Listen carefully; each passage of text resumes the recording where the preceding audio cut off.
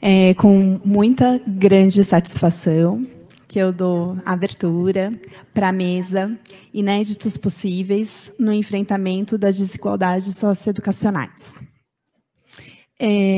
Meu nome é Patrícia Borba, sou professora da Universidade Federal de São Paulo e também integrante da Rede Metuia de Terapia Ocupacional Social. Muito feliz de estar aqui, poder mediar essa mesa. Eu acho que quando a gente pensou aí, né, participei aí junto com a comissão organizadora, né, do desenho aí da nossa proposta. E quando a gente pensou o evento nessa data, a gente não sabia se a gente ia estar, né, como que a gente ia estar, né, diante do nosso cenário político. Se ia ser um momento que a gente ia poder celebrar, ou um momento que a gente ia poder nos consolarmos, mas, de fato, a gente está no meio termo, porque a gente tem um cenário, né, para enfrentar complexo, mas, de fato, a gente ficar com essa parte da celebração, né? Então, ter hoje, né, vocês aqui, pessoas de muitos lugares, com a vitória que a gente teve, né, do nosso futuro presidente, para as questões que a gente precisa enfrentar coletivamente. Então, acho que é com essa energia, com essa intenção, que eu dou abertura a essa mesa. E aí a centralidade aí da discussão das desigualdades socioeducacionais, essa conversa que a gente precisa ter em torno do que a gente precisa, né, desvelar, enxergar e ajudar que a sociedade também como um todo possa ter mais condições de se escancarar as questões que as pessoas estão atravessando, né? As crianças, jovens, né? A gente vai estar numa mesa muito dedicada à questão aí da criança, da infância e da juventude, e acho que essa mesa tem esse objetivo, né? Qual de fato é o nosso papel, como que a gente vai se alimentar. Que a gente vem de uma luta muito grande aqui, principalmente, né, assim, falando aqui do Brasil, temos, né, muitos estrangeiros participando, e a gente fica muito feliz também com essa expansão, né? A gente é inimaginável, né, aonde que a gente chega, mas eu acho que é com essa intenção de que poder escutar as nossas colegas, terapeutas ocupacionais, que estão envolvidas, né, com práticas, com produção de conhecimento, que têm enfrentado a desigualdade socioeducacional no chão da escola, ou no chão de serviços que se relacionam aí com a educação, com o setor da educação, e a gente poder se alimentar, porque a luta é grande, apesar da gente ter um cenário um pouco promissor, a gente sabe que a gente enfrenta questões muito complexas, né? O que me é inspirado aí na professora que, né, que deu a abertura, né? Acho que toda essa questão, né, do que a sociedade promove, do capitalismo, de todos os marcadores, como isso é colocado na vida das pessoas, acho que a gente tem muito aí a que enfrentar, e que a gente possa se animar com as palestras, e aí, por isso eu convido a Marina Pastori. Marina Pastori, ela não está aqui presencialmente, ela está lá em Moçambique. Ela vai ser a nossa primeira palestrante, mas eu vou compor a mesa, né, com as 4 convidadas. Marina, ela é docente no curso de licenciatura em terapia ocupacional no Instituto Superior de Ciências da Saúde, em Maputo, Moçambique, e doutora e mestra em terapia ocupacional da UFSCar e pós-doutora em antropologia pela Universidade Federal da Paraíba. Também membro da Rede Metuia de terapia ocupacional social. Bem-vinda, Marina. Agora também queria convidar a nossa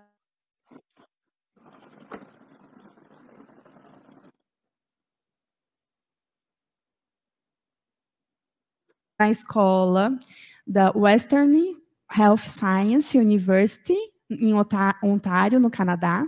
Ela é mestre e doutora em ciências da reabilitação. Gail, please. Come, enjoy us. O Felipe vai ajudar a gente com a tradução, então pedi para ele também compor aqui a mesa com a gente.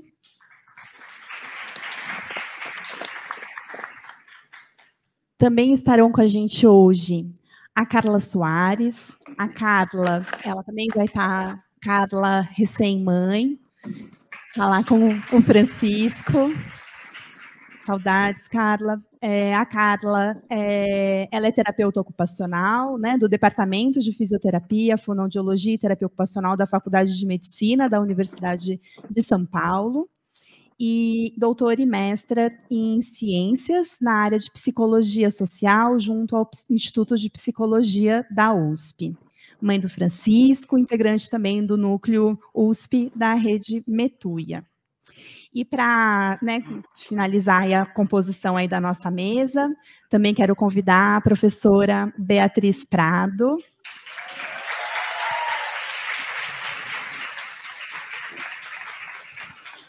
Professora Beatriz Prado e a Maria Cecília, em seu barriga, está aqui com a gente também, Maria Cecília, com 7 meses. A Bia, ela também terapeuta ocupacional, minha ex-aluna, com quem eu tenho satisfação de, né, muitos anos aí de trabalho conjunto. E a Beatriz, então, ela é mestre, né, em terapia ocupacional, aqui pelo programa de pós-graduação em terapia ocupacional, doutora em educação pelo programa de pós-graduação em educação, e atualmente ela está em afastamento para o pós-doutorado dela em terapia ocupacional pelo programa de pós-graduação em terapia ocupacional aqui da UFSCar. Ela também integra o Metuia, a rede Metuia de terapia ocupacional social, e muito bom você estar com a gente. E vamos seguir. Carla. A minha sequência era, né? Pode ir, Carla? Tudo bem? Tudo bem. Vocês me ouvem? Eu vou colocar a apresentação da Carla. Tá bom. Boa tarde, pessoal. Vocês estão me ouvindo? Tá baixo, Carla.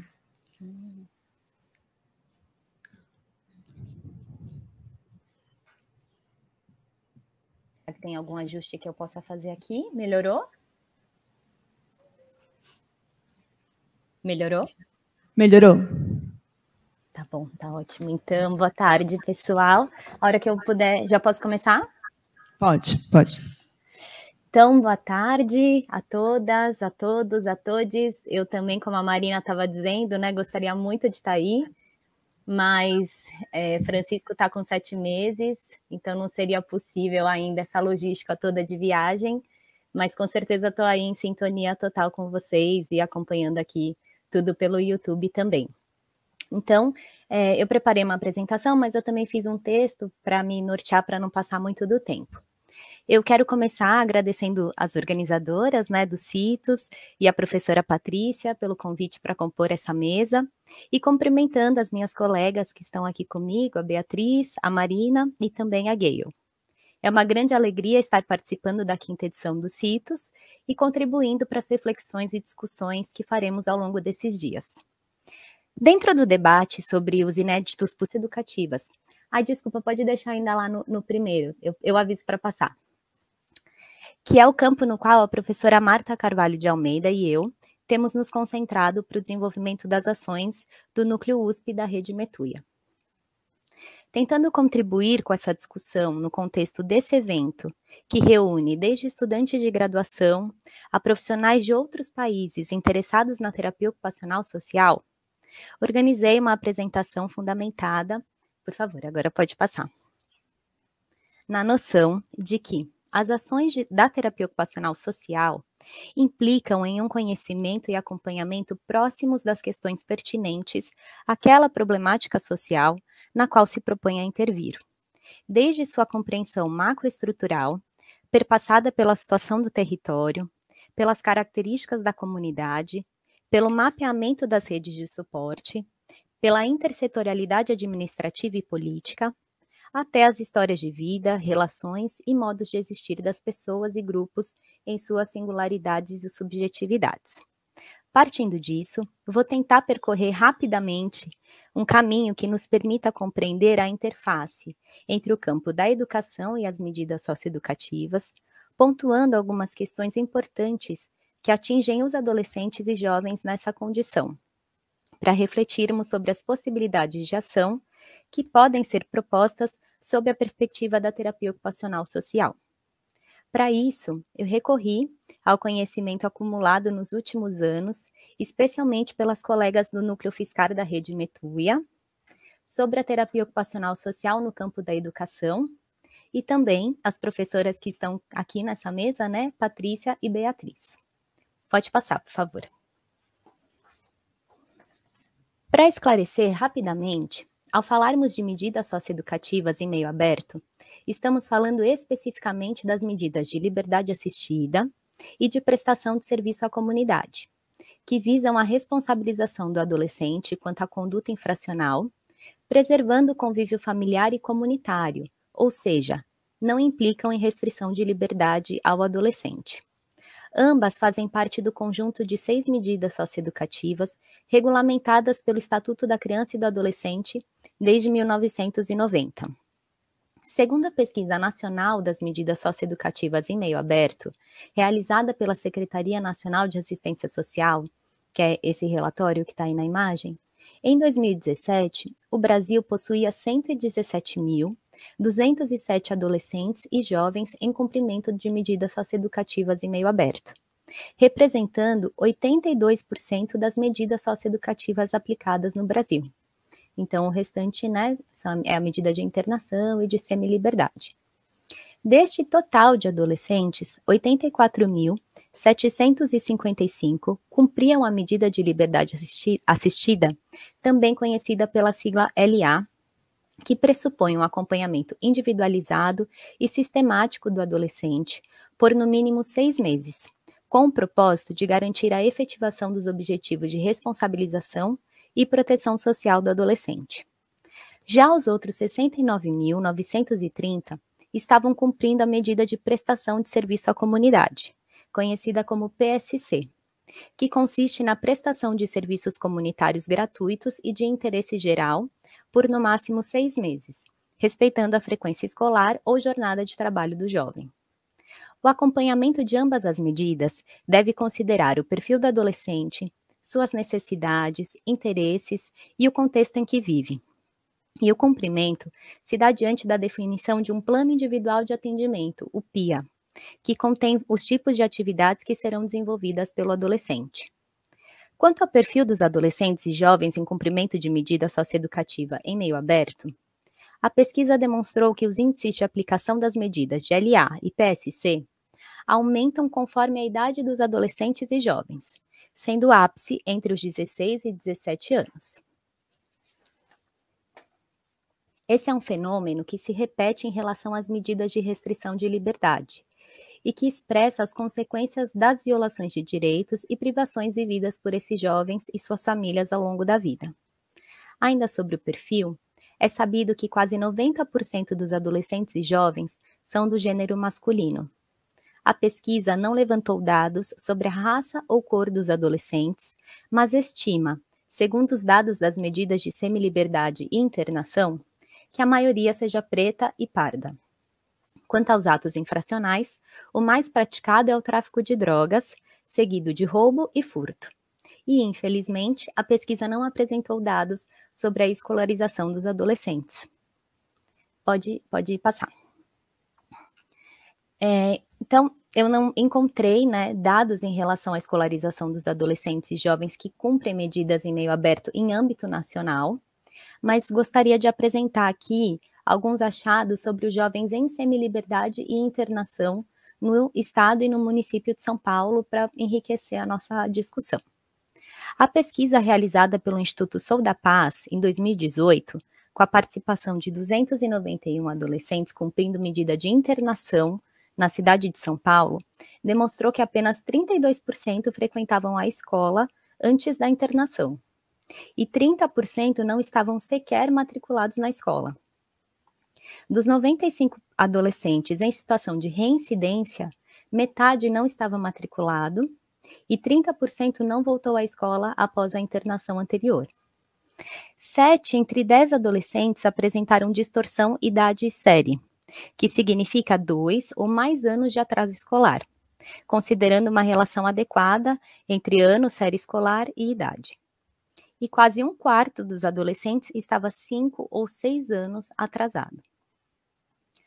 Já no boletim da Fundação Casa, de novembro agora, peguei essa semana os dados, dos 4.835 adolescentes e jovens cumprindo as medidas de semiliberdade e internação no estado de São Paulo, 3,37% estão matriculados no ensino fundamental do ciclo 1, 49%, né, quase praticamente metade, no ensino fundamental do ciclo 2, 42% no ensino médio e nenhum por cento, apenas 47%, né, adolescentes e jovens têm o ensino médio completo.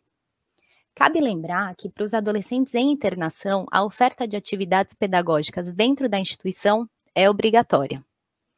A pesquisa comandada pela professora Irene Risini com adolescentes e jovens em cumprimento de medida socioeducativa, aí sim em meio aberto, na cidade de São Paulo e do Rio de Janeiro, realizada em 2019, confirmou que a evasão escolar começa a acontecer nos anos finais do ensino fundamental, a partir do 6º ano, intensificando-se no ensino médio. Segundo a pesquisadora, esse dado demonstra a relação entre evasão escolar e o envolvimento com ato infracional, mas, por outro lado, levanta a questão sobre a relação estreita entre maior número de anos de escolarização formal e redução da probabilidade de autoria dos atos infracionais. Pode passar, vou beber um gole de água aqui.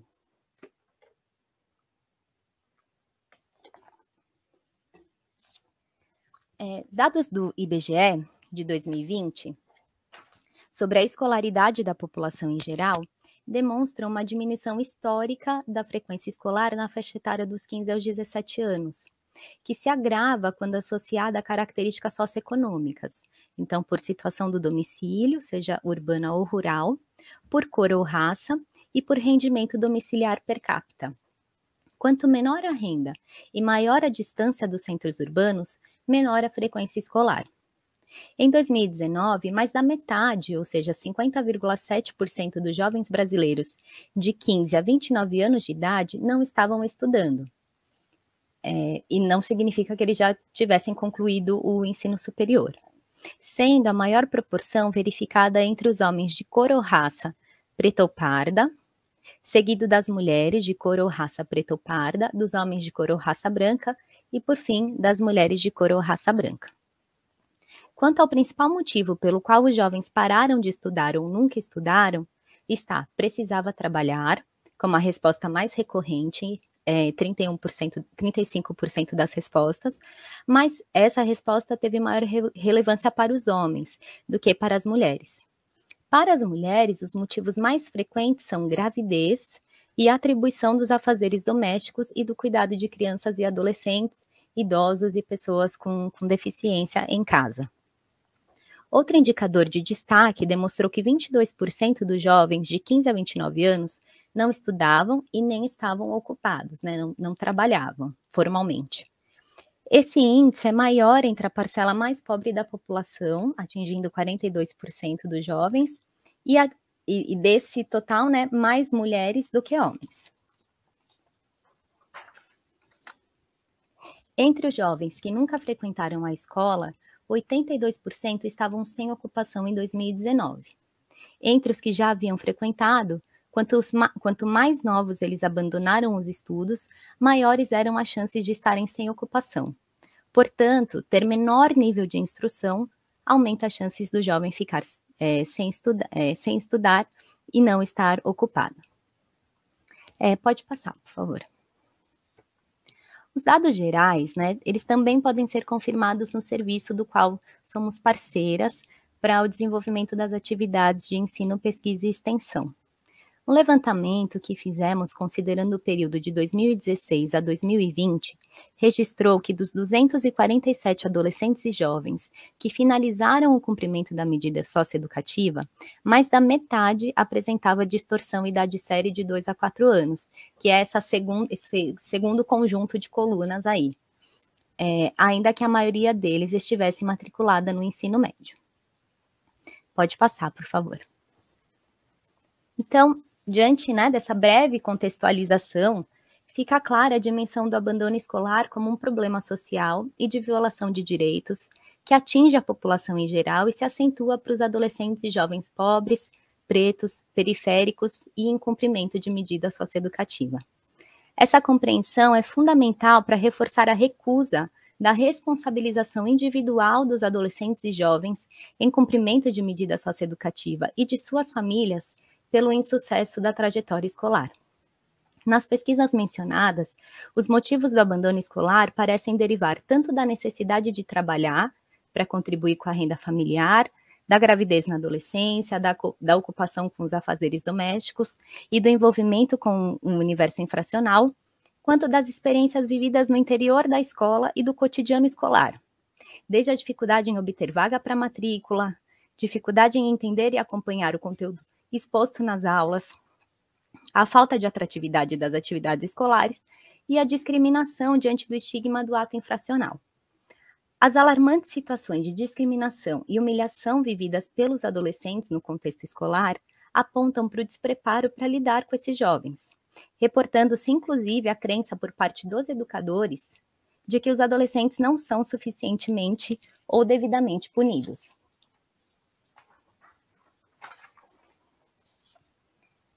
A discriminação pode tornar-se mais um obstáculo ao acesso à escola, atribuindo uma experiência negativa à vivência escolar e colaborando para a introjeção de um não lugar do jovem a respeito da escola e de outros ambientes de aprendizagem.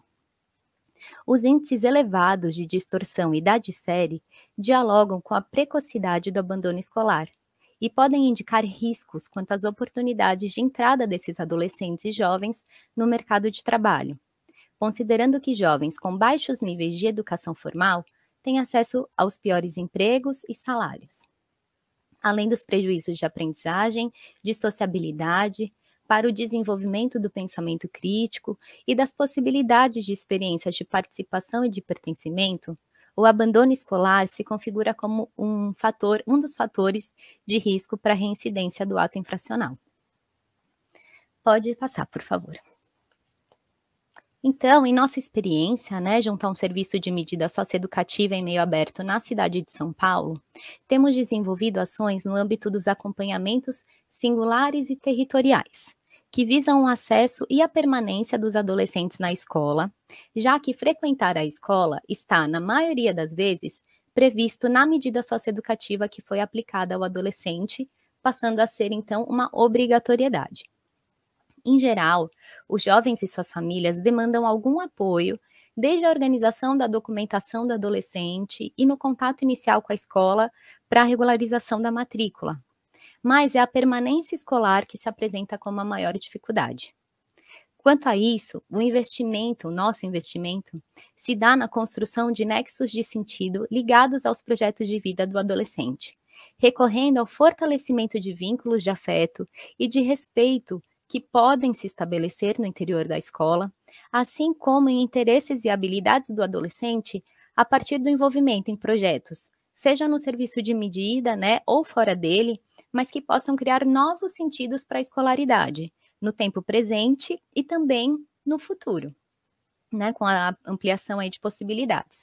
Eu cito como exemplo algumas iniciativas que nós vivemos nos últimos tempos, que é o projeto de revitalização da biblioteca lá da organização e a criação de um informativo, que a gente chama de jornal, mas na verdade ele é um informativo que circula aí pelo WhatsApp, pelas redes sociais, que está em circulação desde 2020, que é Na Medida, que está aí na imagem para todo mundo ver.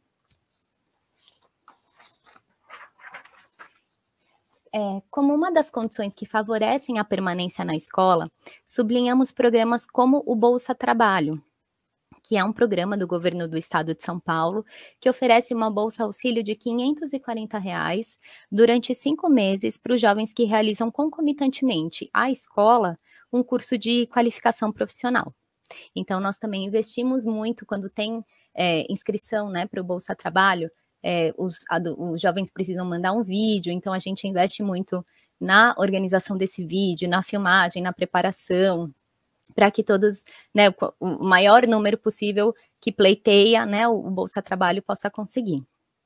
Para além das situações individuais, temos investido também em iniciativas de aproximação e diálogo com as escolas do território, que vão desde visitas para conhecer a escola e apresentar o serviço de medida socioeducativa, a realização de reuniões periódicas para discussão de situações vivenciadas pelos jovens, a afirmação da escola como um ator importante da rede de serviços e de acompanhamento, né, dos adolescentes e jovens, e também a parceria com a escola como unidade acolhedora, onde possam ser cumpridas as medidas de prestação de serviço à comunidade. Estou encerrando já, pode passar.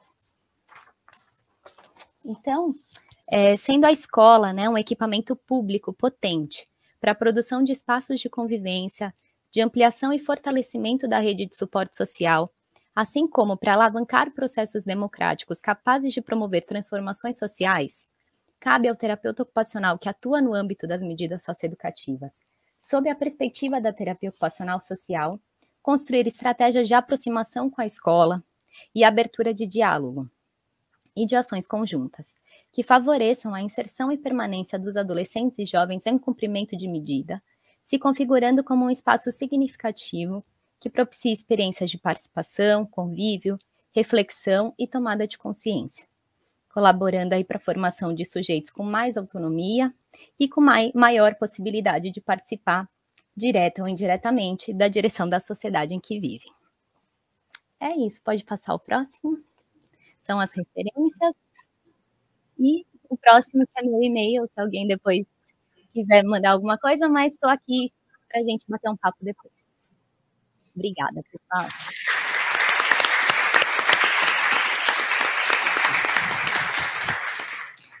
Obrigada, Carla. Então, você fica conectada com a gente aí até o final, né? A gente vai passar a palavra para a Marina Pastori. Conseguiu...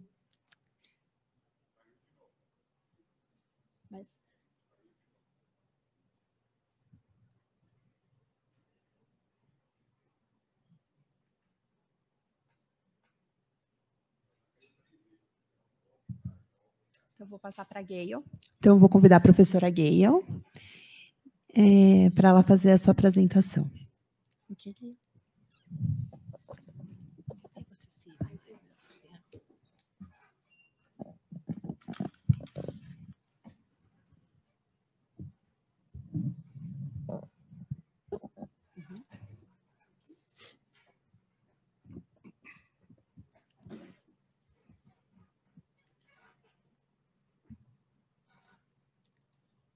So thank you. I'm very, very happy to be here. Today I want to talk to you about thinking about troubling the idea of inclusion. So I've titled the talk Beyond Inclusion, Disability, Inclusion, and Implications for Social Occupational Therapy. So I'm going to do something a little different. Start with the results of a study that I did about inclusion, and then I will share how I got to the results. So first, some forms of inclusion actually reproduce exclusion. My research was with disabled youth, and they reformulated inclusion on their own terms. And what I learned from them is, for them, inclusive spaces provided safety, recognition, and communion.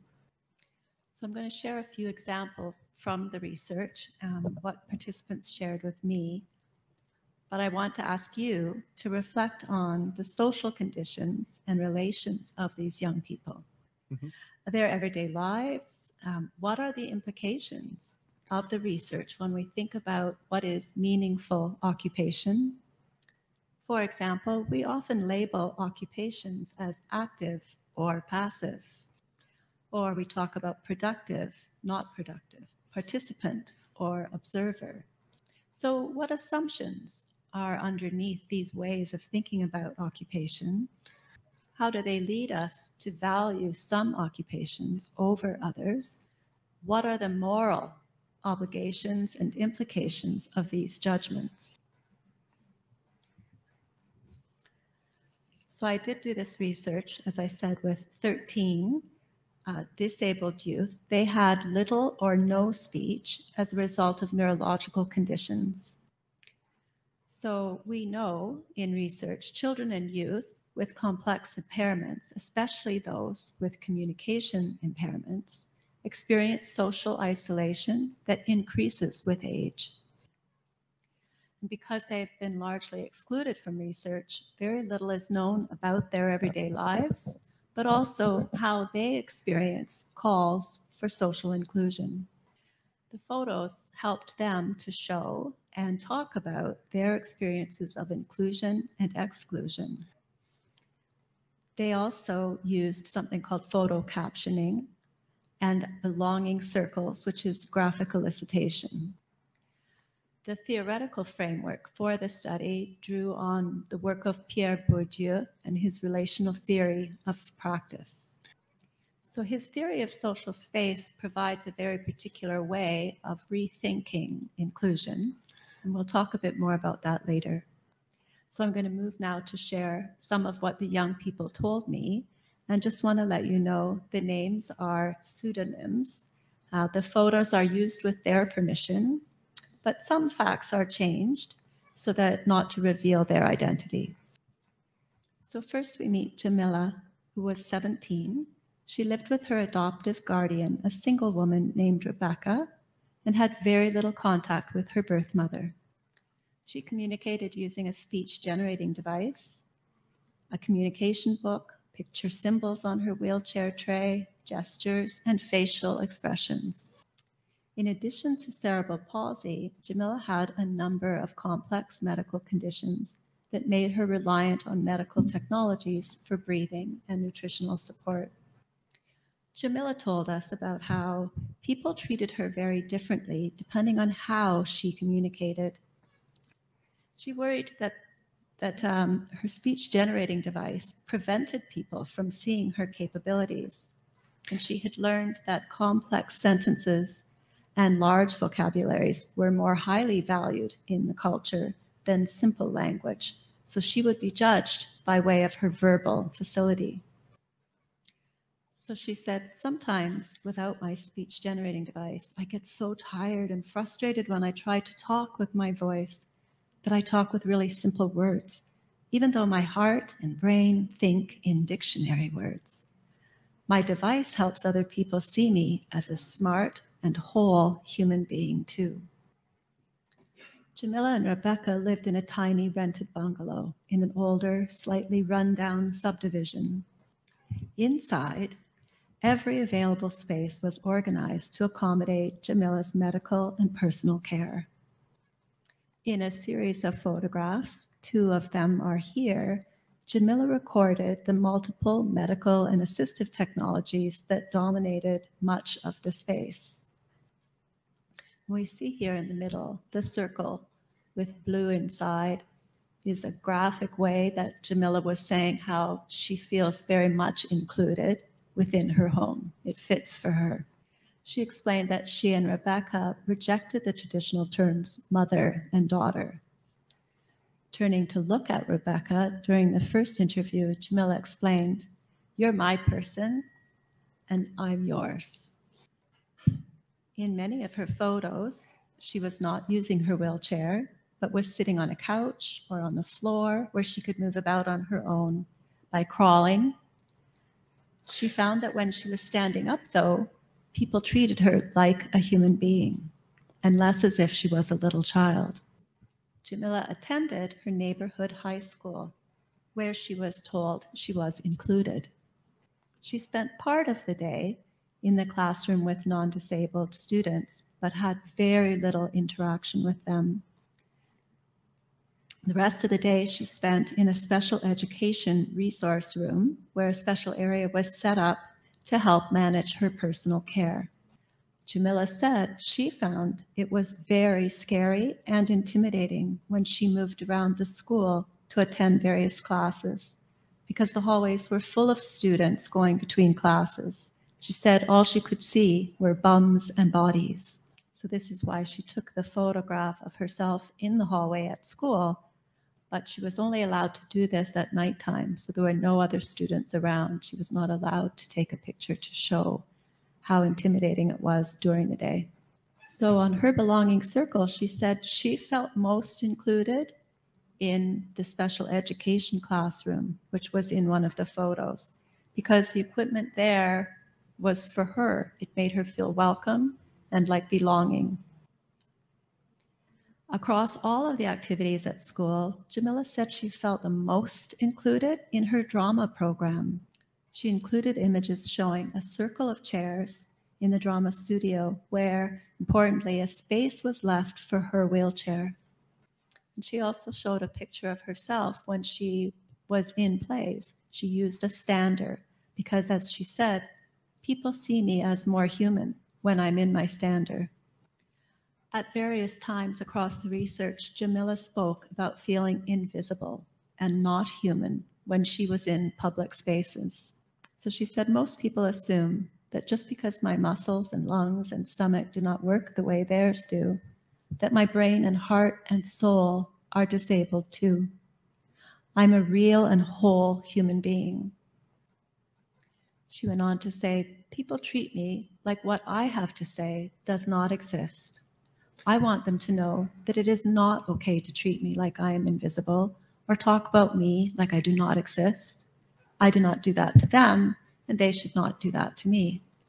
Living with a disability like mine can be really, really, really hard, and I would not want anyone else to suffer like I do sometimes. I feel so trapped and anxious and invisible.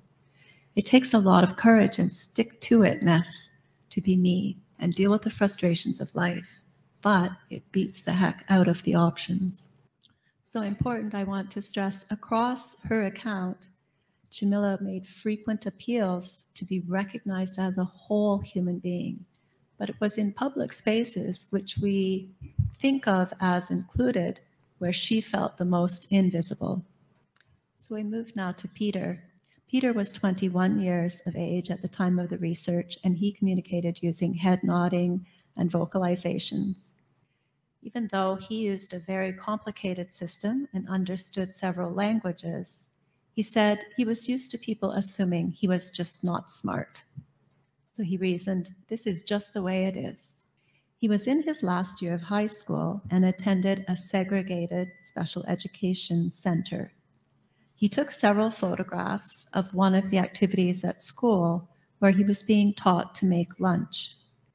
So the pictures depict Peter watching an educational assistant prepare sandwiches. He was not able to have voluntary use of his arms. So he found this to be a ridiculous activity and said it was a waste of time. But in spite of the lack of challenge in his special education classroom, this is where he felt most included and said, this is just the way it is. He accepted this. Whereas in the hallways in the other areas of the school with non-disabled children, he felt it was much too busy and he preferred his special education class. On the weekends, Peter went with his family to his brother's sporting events. But here, he knew all of the families and they knew him. They would come up to talk to him and made him feel very special. Here is where he felt his strongest sense of inclusion. Like Jamila, in spaces that we tend to say are more where a person is being included, like a public space, a shopping mall, Peter absolutely disliked these environments. He felt unsafe. He didn't like the way people stared, leaned on his wheelchair, or touched him. So one of the questions I think for all of us is, can you be included but still feel very left out? I think it also requires for us to think carefully about the macro level social structures that influence disabled children's lives. In some forms of occupational therapy, there's a strong focus on enabling the child to function in ways that approximate normal. So we need to think about the ways that the positive value of the upright, walking, talking body is durably embedded, not only in rehabilitation and medicine, but in our broader social fabric. So I want to take a minute to think about some of the work others have done in critiquing inclusion. So synthesizing that work, here are 3 points I would suggest and argue. Inclusion cannot and should not be reduced to a universal good, nor is it neutral. Inclusion is wholly dependent on the perspectives made possible by a person's social position. And last, reducing inclusion to simply being in a physical space is an impoverished conceptualization. Here are some quotes from wonderful scholars who have critiqued the ways we understand inclusion. First, inclusion is a discursive strategy that constructs boundaries of interiority and exteriority. The next is a point that was made by our keynote speaker earlier today. The process in the name of inclusion becomes one of selection for inclusion, and thus becomes a process of exclusion. And last, this is from a well-known critical disability studies scholar. The construction of who is out is intimately tied to who is in. And as we work at getting in, the production of who is out continues. But what can we say that the young people shared to understand how they curate their form of inclusion? First, safety was very important. When we work with children, we can initiate discussions about social situations that make them feel anxious or unsafe. They may feel uncomfortable acknowledging these feelings, or may assume that they have to just accept these conditions. The young people talked about communion. And I use that word because it goes beyond communication. And in rehabilitation, but also community-based programs, social occupational therapy, allowing young people to congregate with others who share their experience. So in my work, other disabled youth can actually help promote positive disability identities. And recognition. By this, they meant feeling welcome, feeling a sense of belong, like the picture where a space is left for the wheelchair. I would say engaging in critical reflexivity can help us work together with others to embrace individual difference and envision possibilities for engaging in a social world that would be missed altogether if we continue this pursuit of normal. Thank you.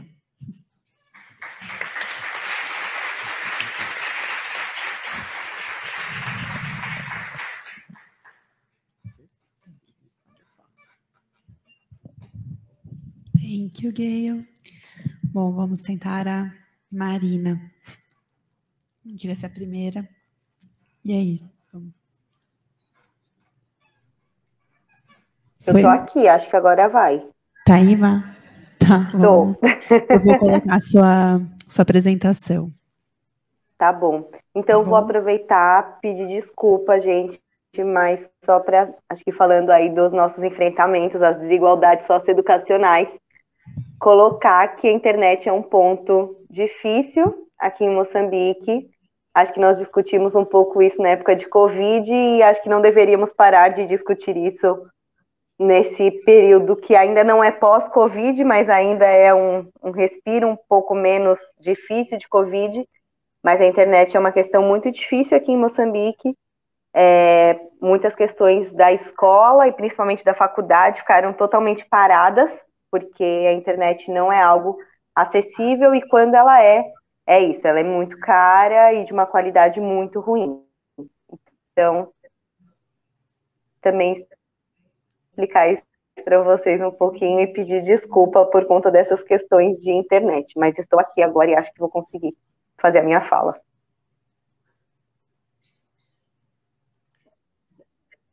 Bom, então, boa tarde para quem está no Brasil, quem está aí, para quem está aqui acompanhando de Moçambique é meia-noite, boa noite, estamos quase às 11 da noite aqui. Vou trazer um pouquinho hoje uma discussão que ela vai trazer um pouco desse meu percurso de 10 anos de terapia ocupacional aqui em Moçambique, trabalhando com questões com crianças principalmente, e as questões de educação, e como a terapia ocupacional social tem sido pensada nisso. Pode mudar o slide, por favor? Então, primeiro, acho que quando nós falamos nesses invisíveis e nesses inéditos possíveis, fazer essa reflexão. A África é um país? E vocês sabem onde fica Moçambique? A África não é um país. A África é um continente com 54 países reconhecidos, embora ainda tenham outros que estão lutando pela sua independência, como a Zawad, e Moçambique é um desses países. Moçambique fica ao sul do continente africano, logo na divisa, né, na fronteira com a África do Sul, que eu acredito que seja o país africano talvez mais conhecido, e nós tivemos Congresso Mundial lá em 2018, então acho que ele fica um pouco fresco na mente de todo mundo. E aí Moçambique é esse mapa aqui ao lado, ele é dividido em 11 províncias, né, então seriam 11 estados, e eu tenho trabalhado ao sul de Moçambique, em Maputo e em Ambane. Pode mudar, por favor. Então, para contextualizar também um pouco, eu quero trazer alguns dados que eu acho que são bem importantes sobre Moçambique. Então, Moçambique, como eu disse para vocês, ele é um dos 54 países reconhecidos do continente africano. Ele foi colonizado, explorado e escravizado por Portugal desde 1497 até 1975. Então, um dado importante é saber que fomos colônia de Portugal até 1975, que é praticamente ontem. A Guerra de Libertação, ela durou de 1964 a 75, sendo que o principal entrave foi principalmente as questões de educação. Então, não era permitido aos moçambicanos estudarem. Quando lhes era permitido poder acessar o ensino básico público, era de segunda mão, eram em escolas muito distantes, de um jeito que não permitia que a educação fosse para a transformação de mundos, mas para formar ofícios e pessoas que iam trabalhar para o colono. Então, quando eles entenderam que com educação se faz transformação e com isso está sendo impedido, foi o estopim para entrar a Guerra de Libertação, que foi de 1964 a 1975.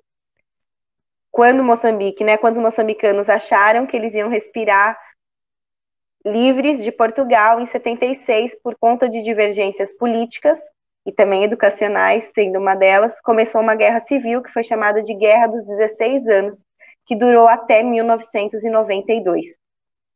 E aí, embora sem esses conflitos visíveis, a guerra na região norte do país, ela nunca cessou por completo, sendo que em 2017 os conflitos se intensificaram e aí Moçambique entrou de novo no mapa da ONU como um dos países em guerras, em conflitos armados.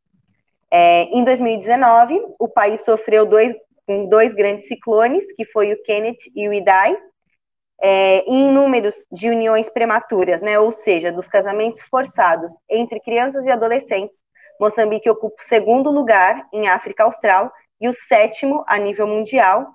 E sobre o índice de desenvolvimento humano, nós ocupamos a 9ª posição de pior do mundo. De 181 países que eles têm reconhecido, Moçambique ocupa a 9ª pior posição. E aí, dito tudo isso, trazendo esses dados difíceis, quero fazer um jogo com quem está assistindo, que é o que essa imagem te faz pensar.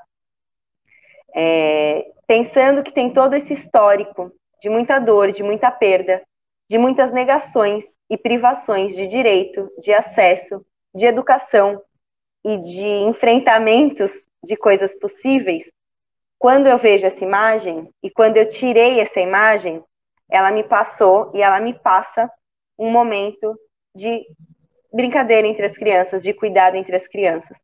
Mas quando eu trouxe essa imagem em 2013, numa disciplina de mestrado que eu fiz aí na UFSCar, uma das minhas colegas falou que vendo essa imagem, ela entendia que a criança africana, colocando a África como um bolo só, generalizando, que a criança africana era explorada porque elas estavam sozinhas, sem nenhum adulto por perto e sujas.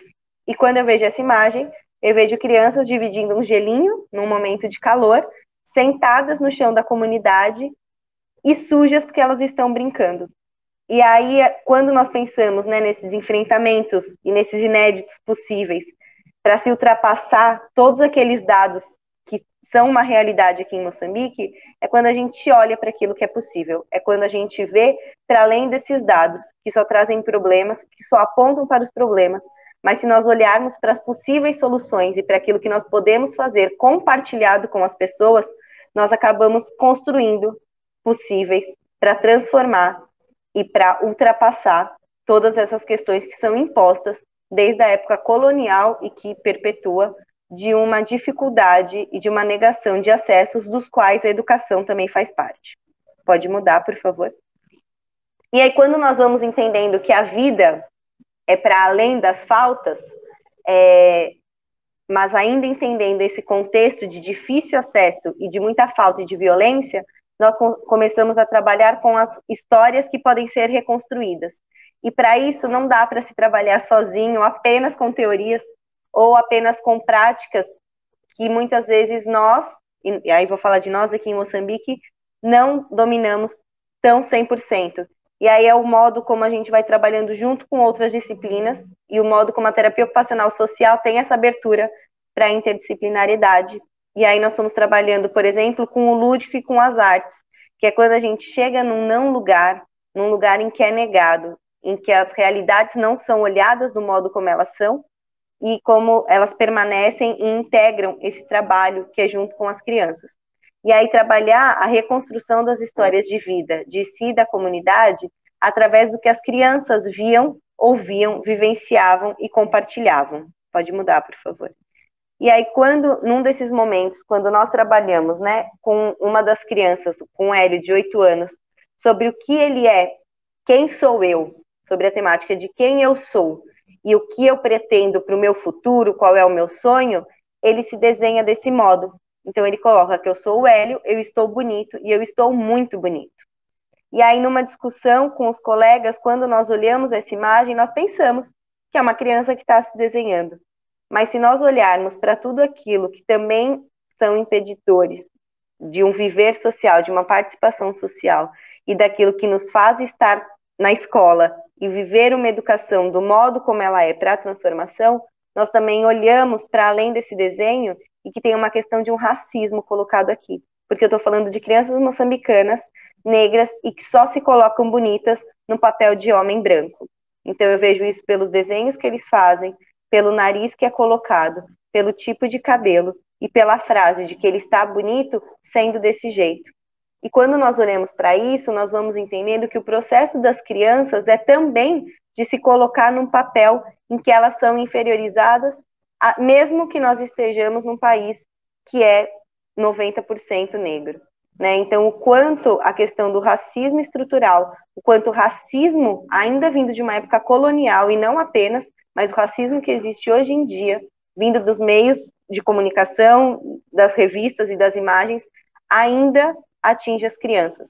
E o quanto isso, aqui em Moçambique, também é uma realidade muito forte, e o quanto a escola também começou a se deparar com isso. E aí nós começamos a fazer um trabalho de base com os professores, de modos a entender que não é porque a maior parte das crianças são da mesma raça, são da mesma cor, isso também não atinge o dia a dia delas, e isso também é algo que a terapia ocupacional tem que estar trabalhando nas escolas, principalmente nas escolas públicas aqui, pois é algo que tem aparecido muito forte, principalmente... Pode mudar, por favor? Um outro ponto, quando nós falamos de sonhos entre as crianças, uma delas, a Ásia, falou que o sonho dela era poder viver em um Moçambique em que a violência contra a criança não existisse. E aí, quando nós pensamos, né, em como nós construímos sonhos futuros e como a escola é esse lugar, nós achamos que viriam coisas do tipo: o meu sonho é ser professora, o meu sonho é ser médica, o meu sonho é seguir alguma profissão. Nenhum de nós estávamos preparados para ouvir de uma menina de 13 anos, a partir de um poema, que o sonho dela era acabar com uma violência que ela sofre, que as amigas sofrem, e que isso também tem feito parte da escola, principalmente nos momentos em que são os professores que têm causado o maior número de assédio com as meninas e com as crianças nas escolas que nós estamos. Pode mudar, por favor? E aí, quando nós falamos da família e desse apoio da família, e o como que a gente junta a escola e a comunidade, as crianças colocam que a principal questão seriam que essas brigas cessassem. E aí, quando eles vão falar sobre o bairro e sobre a comunidade, por exemplo, eles colocam, né, papais e mamães cheguem de violência. Então, quando eles querem retratar o bairro, quando eles vão falar dessa comunidade, aí essa é uma comunidade específica que se chama Mabutini, que é uma comunidade de muita violência, de não lugar em que o Estado não reconhece como uma comunidade, mas as pessoas vivem lá há mais de 30 anos, acaba-se também fazendo uma violência que também é estrutural, de uma série de negações de direitos, dos quais a educação também é uma delas. E aí, tendo isso como base, como nós podemos lidar com todas essas questões que aparecem e que também acabam impedindo as crianças de estarem na escola e de acabarem, como a Carla trouxe, né, o abandono escolar. Aqui em Moçambique também, o abandono escolar chega a 53% das crianças até a 5ª classe. Então, é bem próximo da realidade brasileira, né, em algum momento. E aí, a partir disso tudo, o que a gente faz? Como que a gente pensa em potência e criatividade? Pode mudar, por favor. E aí é quando surgiu, e tem surgido aqui, essa ligação entre educação, arte e literatura. E aí, como isso tem sido instrumento para o combate a uma violência que ela é silenciada. Um dos trabalhos que nós temos desenvolvido, junto com capoeiristas, aqui em Moçambique, do livro da Kione, A Pequena Mandingueira, que é da Joana Vasconcelos. Ela é mestra de capoeira, brasileira, mas é moçambicana, vive aqui há 39 anos, veio para cá com 2. E aí ela vai trazendo como o universo da capoeira e os elementos culturais fazem da Kione, que é a capoeirista, uma menina forte, guerreira, que se coloca, que diz não quando ela tem que dizer. E como a gente tem pensado nisso para fazer um projeto contra o casamento forçado. Pode mudar, por favor. E aí a história da Kione, ela vai apresentar situações da vida real em uma aldeia moçambicana. Caiu.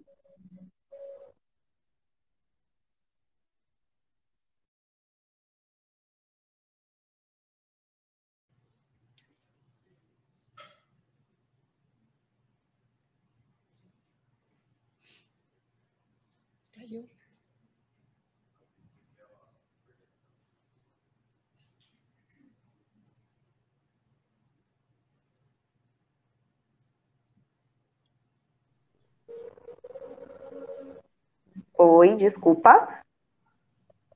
E aí, então, a história da Kione, que vai apresentando essas situações de vida real em uma aldeia moçambicana e transmitindo essas imagens de uma intergeracionalidade, do respeito aos mais velhos, da preservação da natureza e do empoderamento das meninas. Então, o livro da Kione e a mensagem que nós temos trabalhado junto com os capoeiristas e os contadores de história em comunidades, principalmente em comunidades que têm apresentado um grande número de casamento prematuro, e aí casamento prematuro nós estamos falando de meninas, né, entre os 14 e os 16 anos, que já passaram por alguma união prematura, né, algum casamento com um adulto, com um homem adulto, e aí a Kione, ela tem sido essa personagem de representação de força. E aí a terapia ocupacional, eu e alguns estudantes que têm entrado no projeto, nós temos falado sobre essas questões desse sofrimento social e dessas questões de violência que também fazem parte e tiram as crianças da escola. Então, como nós, a partir dessa avaliação e desse diagnóstico que nós vamos fazendo, que é situacional, que é do ambiente e que é de entender esse contexto, com a história, com a arte, com a literatura e com o esporte, nós conseguimos fazer com que as crianças também estejam presentes e comecem a entender modos de... Eu não gosto do termo empoderamento, mas eu não tenho outro agora. De ter esse empoderamento, de conseguir achar uma líder ali na comunidade para relatar essas questões e elas mesmas criarem rede de apoio e de suporte, que é através do lúdico, mas que é o que permite elas de estarem na escola e possivelmente terem um futuro diferente do que aqueles que era dado como a única solução. Pode mudar, por favor. E aí, como nós temos trabalhado, né, com contação de histórias, musicalidades, com jogos tradicionais, com elementos culturais, o quanto a capoeira não vai separando as meninas dos meninos, as questões de gênero, idade, peso, religião, condição física e social. E aí o projeto que nós estamos, ele vai identificando essas meninas e trazendo elas para uma realidade que tudo bem namorar, tudo bem ter relação, mas nós podemos também continuar indo na escola, e que isso faz parte do dia a dia, e que a escola e a educação não seja algo apenas porque é obrigatório estar, mas porque pode ser uma possibilidade de um mundo que elas nem sabiam que existiam, porque suas mães e suas avós também não tinham esse conhecimento. Pode mudar, por favor? E na escola, pode mudar, são as questões de saneamento básico, né? Porque até quando o básico nos falta, o que nós, na terapia ocupacional, pensamos, né? Como nós pensamos em chegar na escola se as crianças não conseguem sair de casa porque elas não têm saneamento básico? Então, por exemplo, em Mabutini, que é aquela comunidade que eu comentei que tem muita violência, não tem água encanada. É uma comunidade dentro da capital e ela não tem água encanada. Isso não acontece só em Mabutini, acontece em várias outras comunidades. E quando nós perguntamos para as crianças se elas mudassem alguma coisa na comunidade delas, o que elas mudariam, e aí eu imagino um monte de respostas possíveis, e elas dizem torneiras. Aí torneiras, nós teríamos torneiras em casa. Porque ter torneira em casa significa que eu não preciso acordar às 3 horas da madrugada e ir para uma fila esperar a água sair, porque a água só está disponível, é uma torneira só para a comunidade toda, das 4 da manhã às 6 da manhã. E as crianças ficam expostas a diversas violências, frio, chuva, calor, privações de sono. E aí elas me dizem, se nós acordamos às 3 para ir para a fila e voltamos às 6 sem água, não tem como ir para a escola. E aí, então, como que a terapia ocupacional também lida com essas questões? Nós não conseguimos trazer água, mas o que nós podemos pensar a partir das questões de saneamento básico. Pode mudar, por favor? Desculpa. E aí, a partir do saneamento básico, nós fomos trabalhando com as crianças as noções de lixo, do que é dentro, o que é fora, como que a gente pode transformar aquilo que não nos serve mais. Pode mudar, por favor? E aí nós começamos a trabalhar com reciclagem.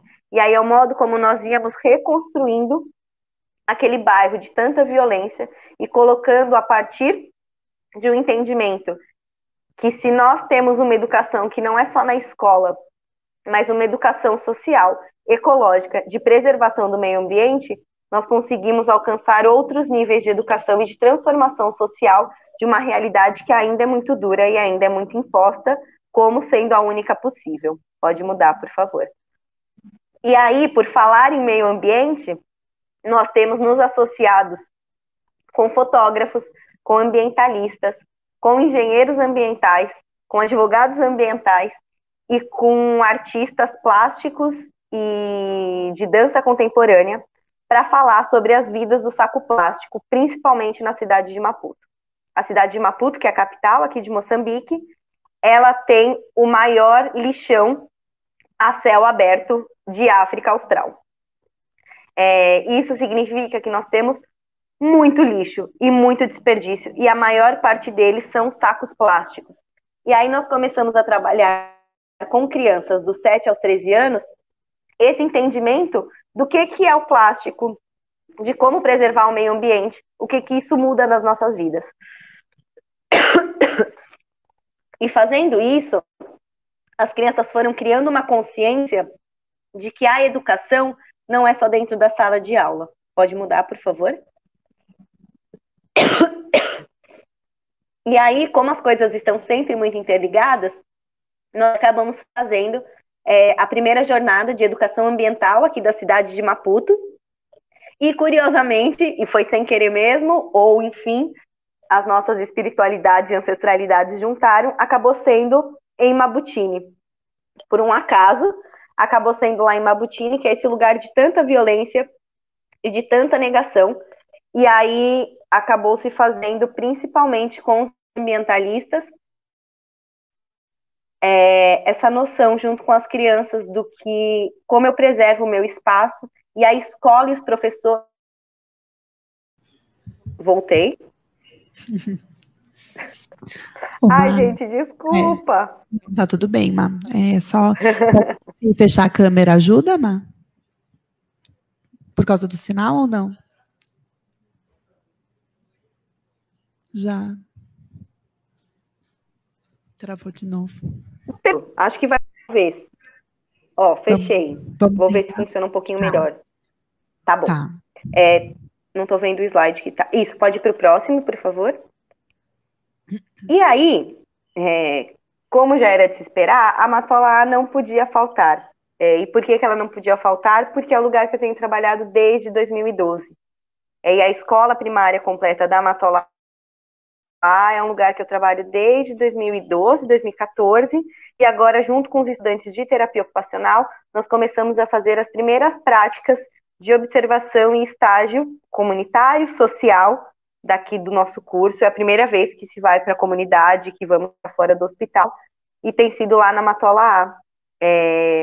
E aí, o principal, um dos casos que eu quero, do que chamou muita atenção para nós, e que acho que tem feito uma transformação importante com os estudantes e com os docentes, e comigo mesma, que os estudantes estavam numa das salas, e a ideia era observar as crianças e os adolescentes que faziam as aulas ali na Matola A.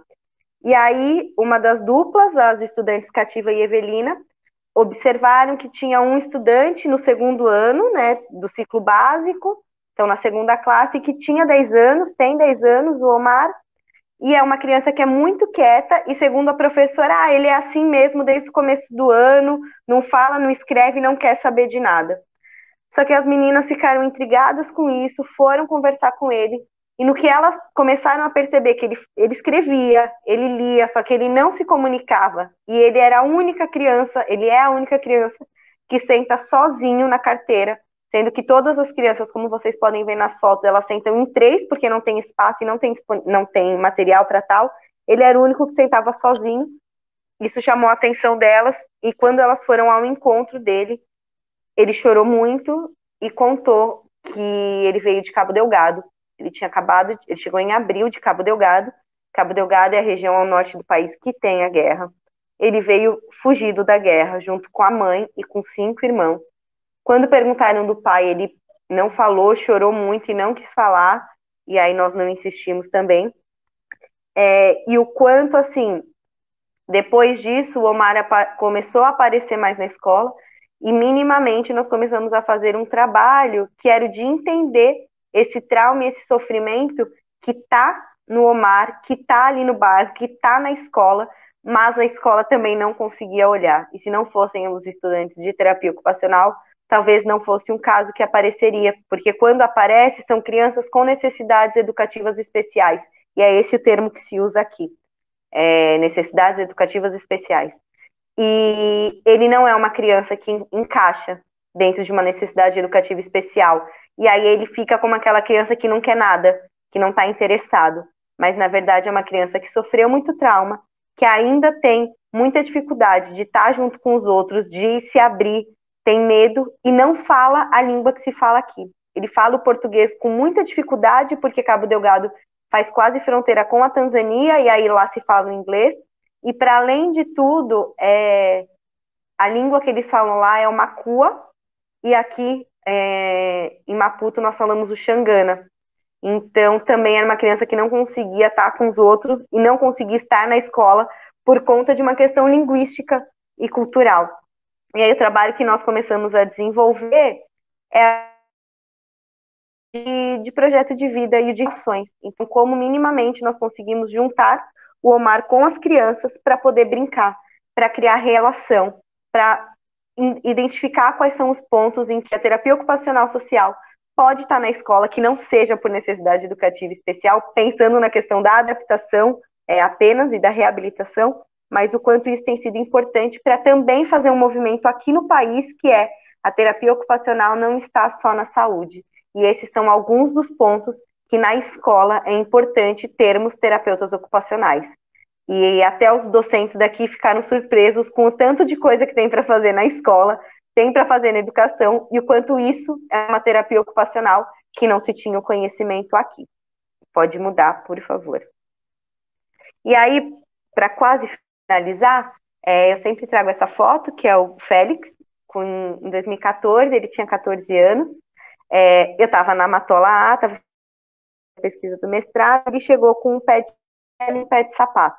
E as crianças começaram a rir, e aí eles, não, tia Marina, vem cá ver o Félix. Aí quando eu olhei para o Félix, eu falei, mas Félix, por que você está com um sapato só? E aí ele, na maior naturalidade, olha para mim e fala, ué, é que esse ainda me serve. E como eu gosto desse sapato. E acho que isso tem muito a minha visão de... Acho que tinha que ter trocado o slide. A minha visão de como a terapia ocupacional social tem trabalhado, como tem sido o trabalho ao longo desses anos, e esse caminho que nós temos trilhado aqui em Moçambique, que não é meu, ele é nosso, ele é coletivo, ele é plural, ele tem diferenças e semelhanças, ele tem dificuldades e levezas, mas que ele é de muita potência, e sido criado coletivamente com os terapeutas ocupacionais daqui, com as crianças, com os adolescentes, enfim, se para criar uma criança é preciso toda uma aldeia para fazer terapia ocupacional social aqui em Moçambique, nós também precisamos de toda uma aldeia e toda uma comunidade que tem sido alimentada e construída, na qual a escola e a educação têm feito parte do percurso. Pode mudar? E é meu último slide. E aí, essa frase do Undiá, que eu gosto muito, Undiá, que é um escritor angolano, que fala que o escuro, às vezes, não é falta de luz, mas a presença de um sonho. Então, meu obrigada, meu canimambo, meu thank you, graças, e é isso. Muito obrigada.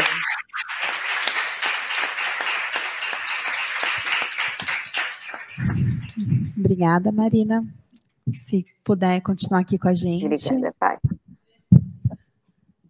Agora, vamos seguir para a nossa última apresentação da professora Beatriz. Calma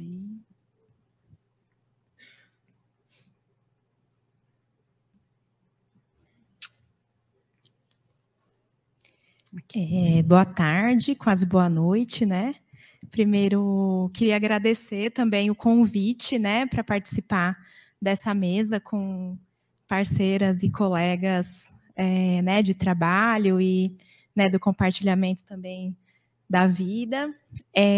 Dizer que é um prazer enorme retornar ao UFSCar, né, onde eu fiz e tenho feito toda a minha trajetória junto, né, pela terapia ocupacional social, e hoje, né, assim, nesse evento de uma forma mais especial, né, em estar junto com as alunas que vieram lá da Paraíba para poder compartilhar e prestigiar também, né, que tem investido aí na terapia ocupacional social. Então é um prazer enorme estar aqui hoje com pessoas tão queridas e, né, junto com os alunos, junto com os jovens que têm, né, desenvolvido um pouco do que eu vou apresentar aqui, que é a proposta, né, que foi colocada aí para mim, para esse dia de hoje, dizer que é uma responsabilidade grande, porque é representar muita gente, né, um trabalho muito intenso aí desde julho do ano passado, né, e que continua aí por um bom tempo também, porque muitas coisas têm aparecido para a gente e demandas muito importantes para a gente continuar a pensar a terapia ocupacional social nessa interface com a educação, mas especialmente as escolas públicas no Brasil. Aí, né, Tati vai me ajudar. Foi difícil essa organização das ideias de algo que está muito presente e ainda em andamento, né? Então, pedir ajuda, Tati, qualquer coisa você me complementa do que faltar um pouco aí na conversa para agora. E, Lívia, se puder me ajudar no tempo também, senão a gente extrapola mais, né, do que já está o combinado aí. Então, né, acho que sou professora do curso de terapia ocupacional da UFPB, Universidade Federal da Paraíba, e trouxe, né, a proposta para hoje, que é conversar sobre um projeto temático multicêntrico que a gente tem desenvolvido e, né, espero que dê para entender aí, que a gente consiga dialogar a partir disso. Pode ir. Então, só para contextualizar, então é um trabalho bastante coletivo, assim, né, que tem interesses individuais, mas é uma história e uma construção que já vem acontecendo há um bom tempo, né, por membros da rede Metuia, e aí principalmente a partir, né, do grupo de pesquisa coordenado pelas professoras Roseli Esquerdo Lopes e Ana Paula Malfitano, mais especificamente da linha de pesquisa Escola, Terapia Ocupacional e Inclusão Radical, então membros dessa linha que têm se dedicado e participado desse trabalho, né, que vou contar um pouco para vocês, e também, né, a partir de reflexões, construções, ideias, vivências, junto com jovens, estudantes, professores, gestores, famílias responsáveis, né, e toda a comunidade escolar que a gente tem se deparado e proposto as nossas intervenções e que, né, que se desdobram nessa pesquisa que eu vou trazer. Então, né, a proposta desse projeto de pesquisa, ela surge, né, assim, não surge do nada, né, tem toda uma elaboração já há um bom tempo aí de alguns núcleos da rede Metuia, mais especificamente, né, a Universidade, o Metuia UFSCar, o Metuia Unifesp, Metuia UFPB, em parceria com a Uncisal, né, o Metuia Cerrado, né, junto com o professor Rafael, chegando agora também nesse debate, mas que faz parte aí, né, das práticas extensionistas, formativas, científicas, voltadas prioritariamente ao público juvenil e entendendo a escola como um lugar importante onde eles estão, né, majoritariamente, para a gente pensar junto, organizar e criar possibilidades de intervenção via os projetos de extensão. Então, né, já acho que o trabalho da Lívia Pan, de doutorado, traz um pouco esse... Nossa, esses então. O trabalho da Lívia traz, né, um resgate aí da força e né, de uma organização e de uma sistematização de tudo que o grupo, principalmente o Metuia UFSCar, tem produzido em relação a essa relação, né, jovens, educação, escola pública, aqui no Brasil. Então, já falei. Pode voltar mais um pouquinho. Então, e aí, né, as ações e as pesquisas, né, junto às comunidades, então, na tentativa aí, né, da criação de estratégias que lidem com as desigualdades, compartilhem e ocupem os espaços públicos, além da discussão sobre o acesso a recursos e bens sociais, e na interface com a educação, principalmente as escolas públicas, né, como parceiras, focando aí no público, nos jovens, né, e aí principalmente os jovens periféricos e, né, os jovens pobres, e com essa articulação aí com as escolas. Então, acho que, e aí a partir, né, dessa vivência que não... que ela não se suspende, né, as ações não se suspenderam com a pandemia, então, apesar, né, dos distanciamentos físicos que foram impostos, né, com o fechamento das escolas, das próprias universidades, as ações continuaram, e aí a gente começa, né, junto com as escolas, com os nossos parceiros, ouvir, né, identificar e também perceber problemas importantes que aparecem, mas que, na verdade, são problemáticas que o Brasil nunca resolveu, né? Quando a gente pensa, por exemplo, a questão aí da evasão escolar, que são existem vários nomes, né? Vários conceitos para dizer desse fenômeno que ele é histórico, né? no Brasil e que se agrava com a pandemia e com todos os desdobramentos que a pandemia trouxe para a vida das pessoas, para além da questão de saúde, né, da questão sanitária, mas também todo o agravamento das problemáticas sociais que a pandemia coloca e evidencia mais ainda para a gente. Então, e aí, né, toda a questão da discussão de evasão escolar, desistência, abandono, fracasso, né, vários conceitos aí utilizados para um fenômeno que é essa desistência, né, tanto dos jovens em relação à escola, da relação da escola em relação aos jovens e da própria sociedade em relação a esses meninos e meninas que já saíram, já romperam, mas aqueles que também estão com dificuldade de permanecer, de continuar e garantir a finalização da educação básica em nível de ensino médio. Então, aqui são alguns dados, né? Acho que dá para ir passando, mas para dizer que as desigualdades educacionais estão intrinsecamente relacionadas com as condições de vida das pessoas, né? Então, esse é um problema, entendendo isso como um problema estrutural e que precisa ser pensado e construído possibilidades outras de forma coletiva, né? Então, a pandemia agrava esse problema e quando a gente, em parceria com as escolas parceiras com os jovens, isso aparece de uma forma muito intensa e importante e quase que um pedido de ajuda também para a gente, junto, pensar quais as estratégias, quais as possibilidades que a gente, enquanto terapia ocupacional social, tem para que os jovens consigam retornar à escola e permanecer e garantir, né, a vivência aí dentro do contexto escolar.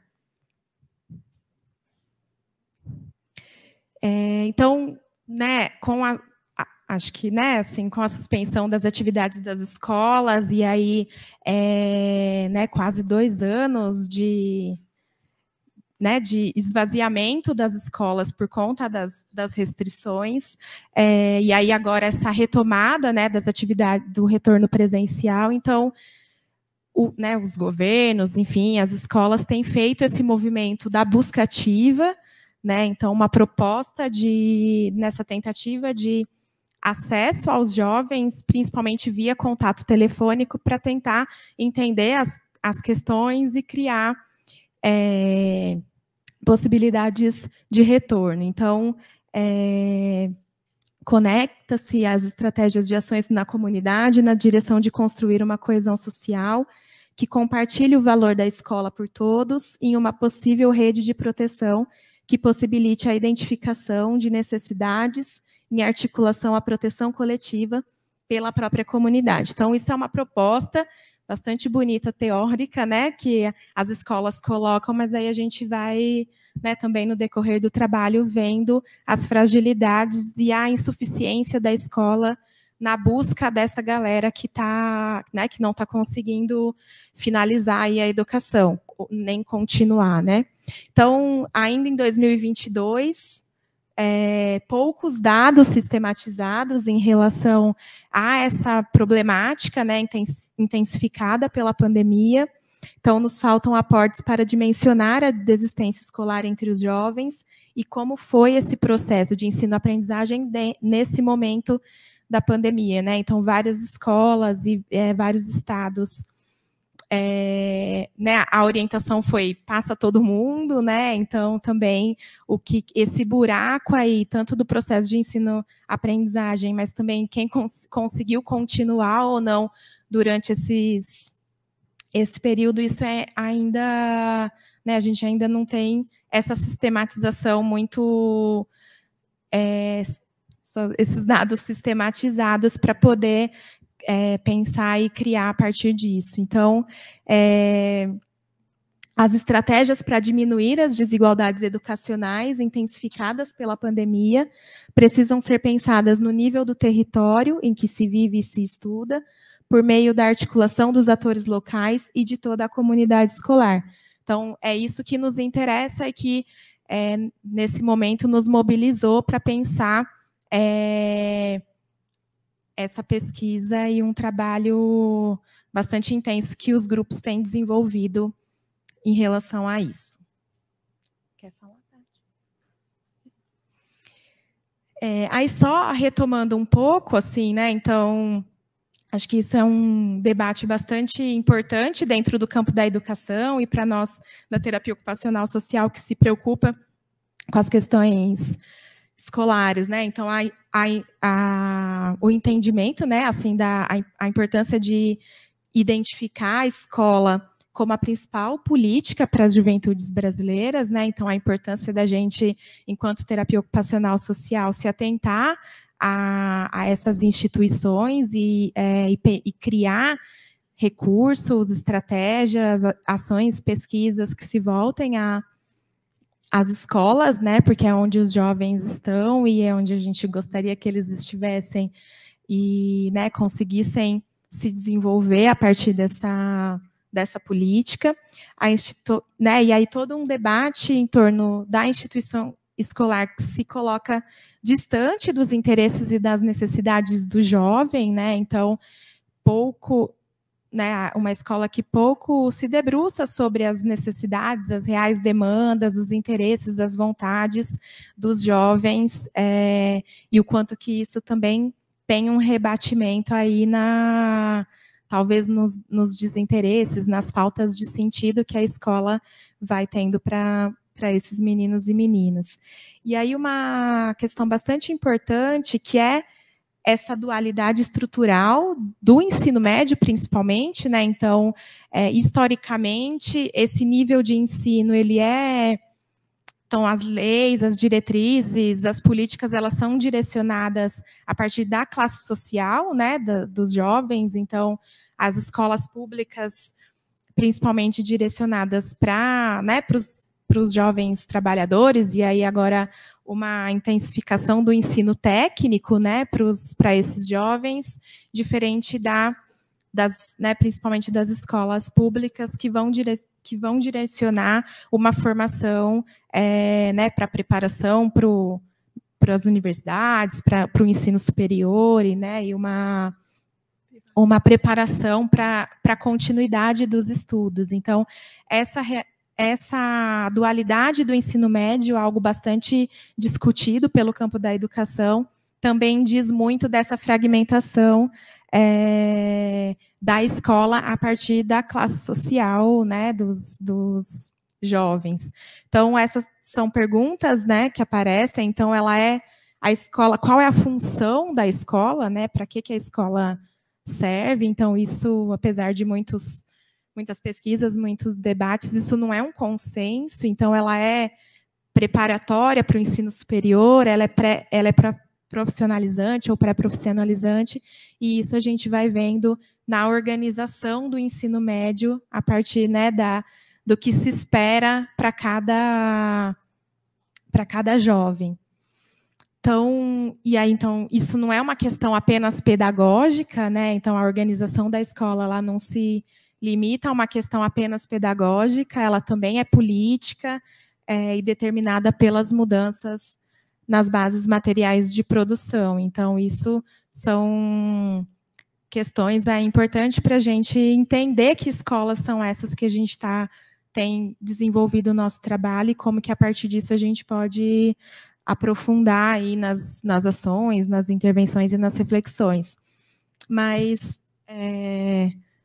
a partir de, né, mesmo com essa dificuldade toda que a gente vivencia dentro desse contexto, né, dentro das escolas, em parceria com elas, com os jovens, mas a gente entende e aposta, né, a escola como um local importante de sociabilidade, que pode proporcionar experiências formadoras de ação coletiva e facilitar um espaço de troca.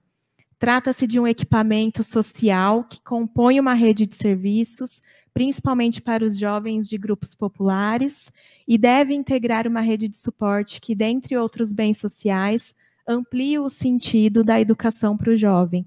Uma escola que tenha como proposição a formação humana plena, facilitando as situações educacionais mais práticas, pela transmissão de saberes e conhecimentos também úteis ao dia a dia dos jovens. Uma escola que construa a articulação da educação com vivências para atuação na sociedade, em um espaço que seja protegido, física e emocionalmente, para que todas as potencialidades dos jovens aflorem. Então, é um pouco a partir dessa ideia de escola que a gente gostaria que fosse, que a gente continua, né, insistindo e apostando nesse caminho aí para pensar a terapia ocupacional social. Então, mais especificamente, entrando aí, as meninas se vendo nas fotos, então, uma pesquisa, né, aí, temática multicêntrica, que ainda está em andamento, coordenado pela professora Roseli, e que, né, tem muita gente envolvida, então são, né, em 5 cidades diferentes, ao mesmo, né, a gente tem feito aí esse trabalho, o mesmo trabalho, né, com questões individuais de cada cidade, mas então aqui em São Carlos, em João Pessoa, Paraíba, em Santos, em Petrolina e em Ceilândia. Então, é uma pesquisa que tem sido desenvolvida aí nessas 5 cidades, junto com esses 4 núcleos do Metuia. Então, a proposta, né, o título, então, Cuidado Ativo e Democrático, subsídios teórico-práticos para a implementação de políticas de apoio ao retorno e à permanência das jovens na escola no contexto pós-pandêmico. Então, o objetivo do trabalho é investigar como o cuidado ativo e democrático empreendido pela terapia ocupacional social pode contribuir com o processo de retorno e permanência dos jovens na escola pública regular de ensino médio, com vistas a uma determinada busca ativa que componha as políticas públicas de educação. Então, pode passar Então, só para dizer um pouco da equipe, né? O trabalho é formado por 8 docentes, coordenando, né? Docentes dessas universidades, responsáveis pelos núcleos, professores das escolas, 3 pesquisadores de pós-graduação, 17 jovens pesquisadores universitários, né, que são alunos da graduação majoritariamente do curso de terapia ocupacional, serviço social, mas também tem da psicopedagogia, que esqueci de colocar ali, e 14 jovens pesquisadores que são estudantes dessas escolas parceiras ou jovens egressos dessas escolas e que, né, já estudaram, né, nas escolas que a gente tem desenvolvido o trabalho, mas que são parceiros do projeto, né? Então, 14 jovens, e acho que isso é um ponto importante para a gente, né, nesse trabalho que a gente tem desenvolvido, que é a parceria com jovens pesquisadores das comunidades, das escolas, pesquisando junto, pensando junto, refletindo junto sobre essa problemática da evasão, da dificuldade de permanência e como que eles, junto com a gente, compõem, né, esses conhecimentos para entender a complexidade dessa problemática. Então, cada núcleo tem se organizado, né, aí em subequipes, composta, né, por jovens pesquisadores da graduação, jovens pesquisadores da escola das comunidades, e que estão acompanhando, né, isso ainda está no processo, jovens com processo de escolarização interrompido ou com dificuldade de permanecer na escola. Então, os jovens pesquisadores, como a gente tem nomeado, como parceiros essenciais para o desenvolvimento, né, e para a compreensão e para a possibilidade de acompanhar esses jovens que estão nessa situação, né? E aí, Nicolas, João, Poliana e Léo, que estão aqui também com a gente, que são jovens, né? Que são esses jovens que estão contribuindo aí e participando junto e que vieram, né, também participar desse evento com a gente. Então, a gente passou por um processo bastante intenso de formação da equipe, né? E aí, ora, de forma virtual, com toda a equipe, mas também em cada núcleo esse processo foi sendo construído. Então, discutir pesquisa, discutir produção de conhecimento, discutir ciência, discutir ética em pesquisa, discutir todas as metodologias que estão sendo, né, desenvolvidas. Então, esse processo de compartilhamento, de troca e de produção de conhecimento de uma forma bastante coletiva, junto com os jovens da graduação, junto com os jovens pesquisadores.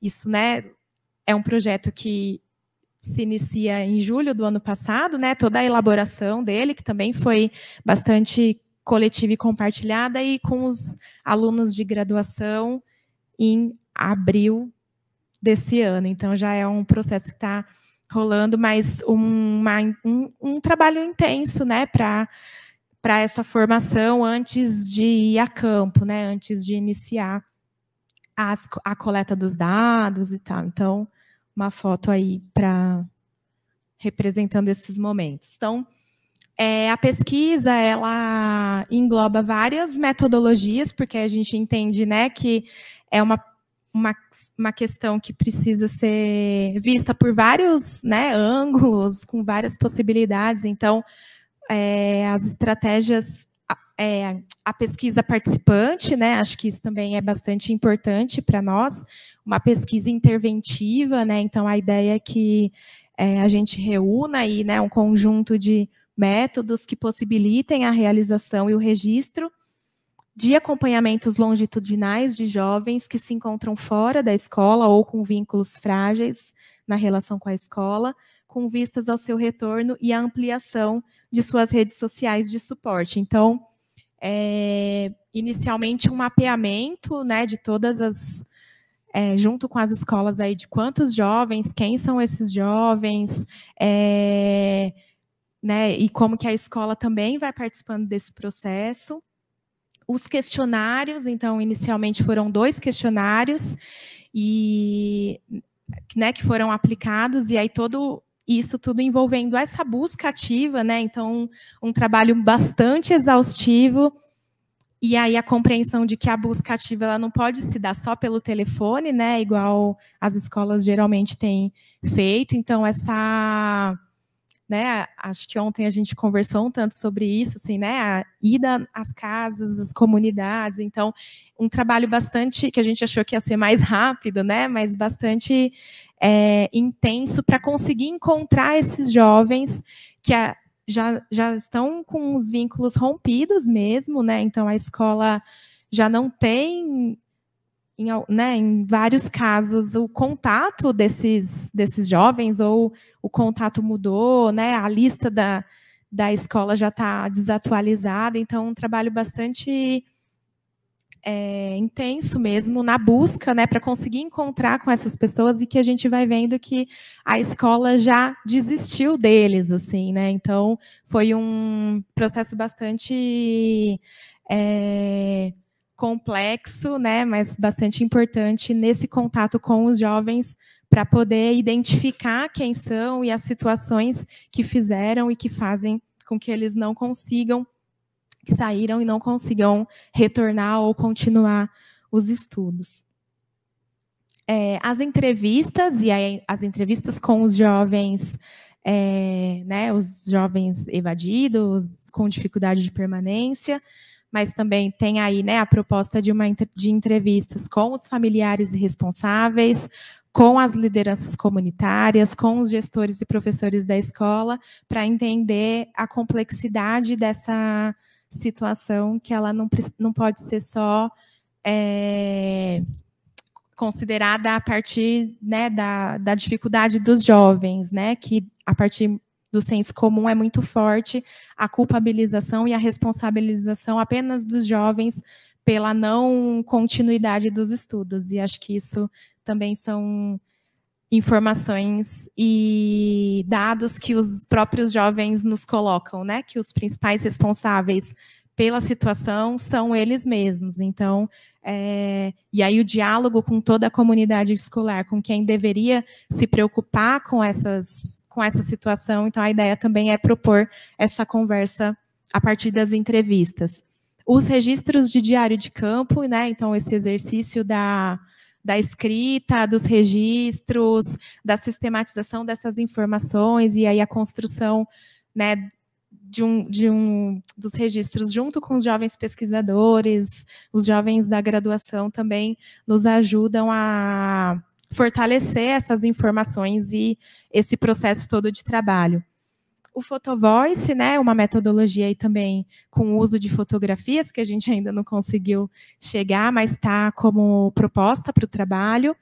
E aqui uma ênfase mais importante nos acompanhamentos singulares e territoriais, né? Então, uma metodologia, um recurso e uma tecnologia social que a terapia ocupacional social tem desenvolvido para o seu trabalho prático, né, para as ações práticas, mas que também a gente tem pensado e já alguns trabalhos propondo aí, né, os acompanhamentos singulares e territoriais como uma metodologia importante também para as nossas pesquisas e para a produção desses dados. Pode passar.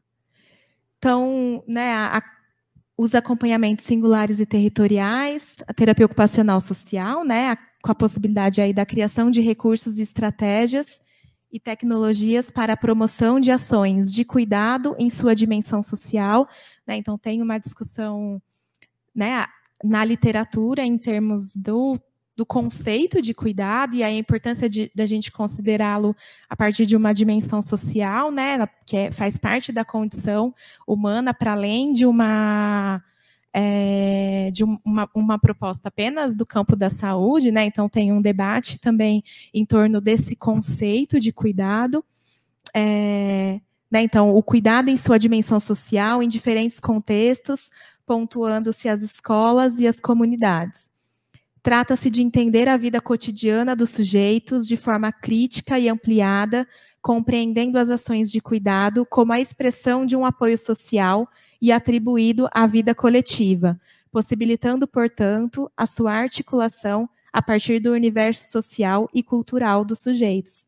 Então, a partir desse contato com esses jovens, né, via questionário, entrevista, a proposição do acompanhamento mais processual e longitudinal com eles, como uma alternativa para pensar o cuidado e a possibilidade de construir estratégias e um diálogo para a possibilidade, né, do retorno desses jovens e da continuidade na escola. Então, e aí os jovens pesquisadores, nesse processo de acompanhamento dos seus colegas, né, dos seus vizinhos, né, dos seus amigos, como uma potência importante para essa pesquisa, e que a gente tem considerado isso bastante relevante, inovador, para pensar a terapia ocupacional social em parceria com os jovens, com a comunidade, a partir das ações no território, pelo território, junto com os jovens que estão evadidos ou em dificuldade de permanecer na escola. Então, né, a proposta de um cuidado transitivo, individual e coletivo. Então, essa ideia da criação desses espaços de cuidado que permite, que transite entre as escolas, a comunidade, e que ajude nessa criação de uma rede de suporte, de solidariedade entre os próprios jovens, entre os jovens e a escola, entre a comunidade, né, de dentro para fora, de fora para dentro, e entre as pessoas, professores, colegas, familiares, associações de bairros, terapeutas ocupacionais, pesquisadores. Então, essa tem sido, a gente ainda está né, em andamento e desenvolvendo um pouco mais que a ideia de um cuidado que faça esse trânsito mesmo, né, entre todos os responsáveis pela situação e pela problemática da evasão escolar, e que desloque de uma culpabilização apenas dos jovens sobre essa dificuldade, essa situação.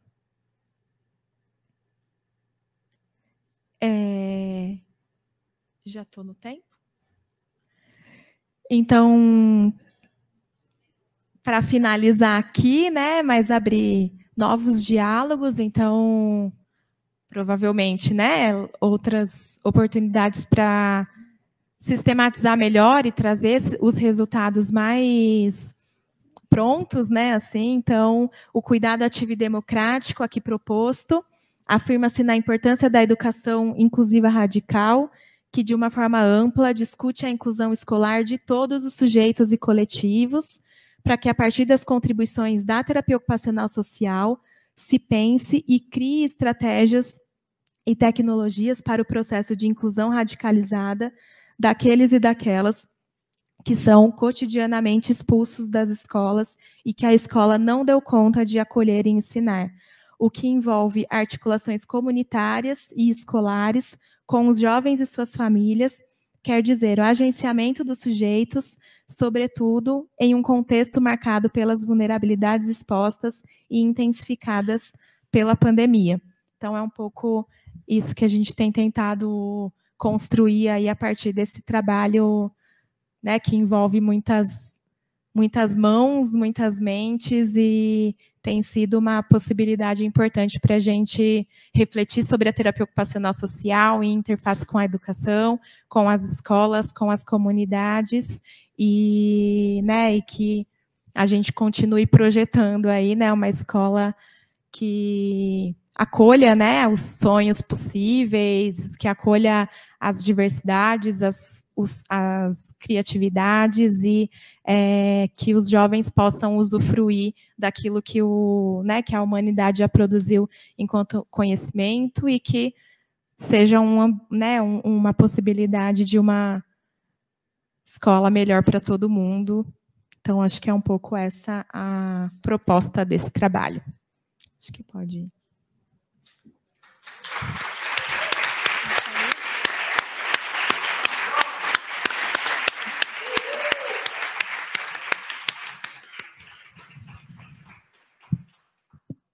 Então, muito obrigada, Marina, Carla, pela disponibilidade de vocês de estarem aqui com a gente. Professora Gayle e Beatriz. Obrigada.